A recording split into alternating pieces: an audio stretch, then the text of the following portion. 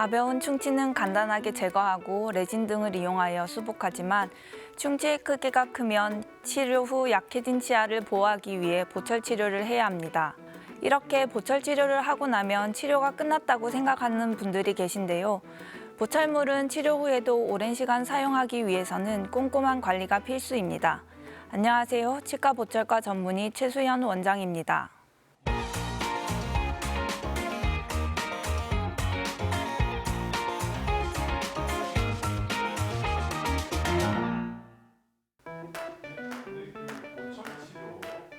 충치나 치주 질환, 사고 등으로 치아 상실 후 치아의 저작, 발음, 심미 기능 회복을 위해 필요합니다.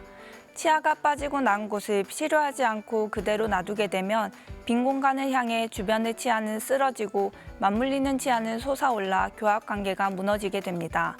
이후 치료를 하기 위해서는 주위 치아의 추가적인 보철 치료가 필요할 수 있습니다.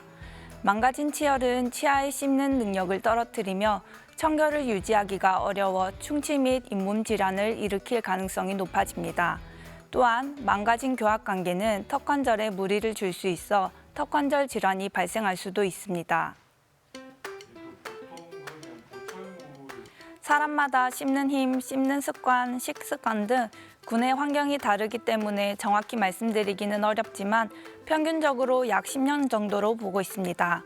시간, 비용, 노력을 들여 치료했지만 구강 위생 관리가 좋지 못하거나 저작 습관에 따라 보철물의 평균 기대 수명보다 빨리 망가질 수 있습니다.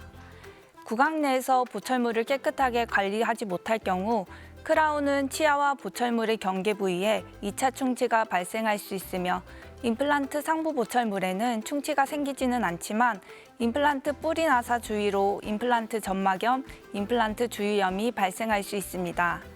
따라서 보철물을 좀 더 양호한 상태로 오래 사용하기 위해서는 꾸준한 관리가 필요합니다.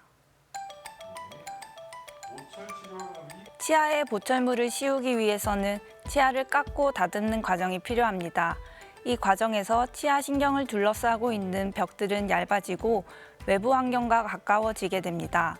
신경이 살아있는 치아의 경우 치아를 다듬거나 보철물을 접착하는 과정에서 치아의 신경들이 자극받아 일시적으로 시린 증상이 나타나기도 합니다.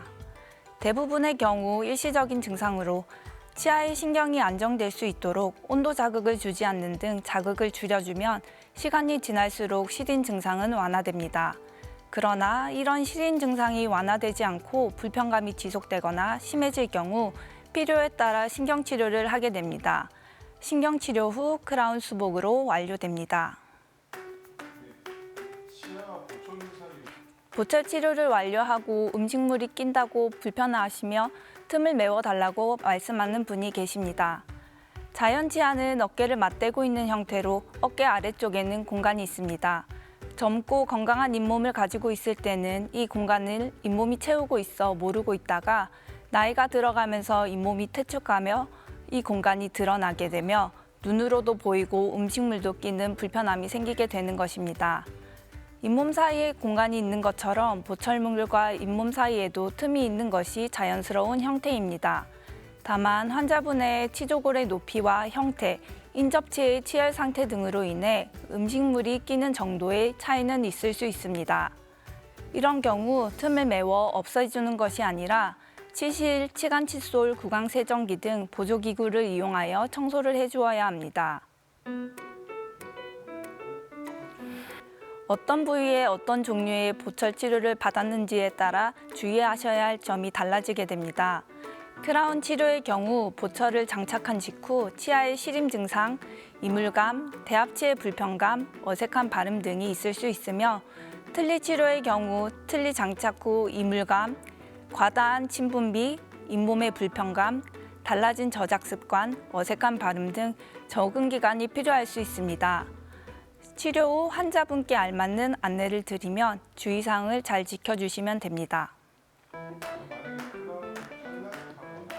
종종 크라운이 떨어졌다는 주소로 내원하신 환자분들의 경우 보철물 아래로 2차 충치가 생겨 탈락한 경우거나 보철물 내면에 치아와 함께 부러져 탈락한 경우가 대부분인 것 같습니다. 이전에 크라운 수복을 했던 이유는 충치 치료 후 치아의 양이 얼마 남지 않았거나 신경 치료를 한 치아, 금이 간 치아를 보호해주기 위한 목적이었을 것입니다.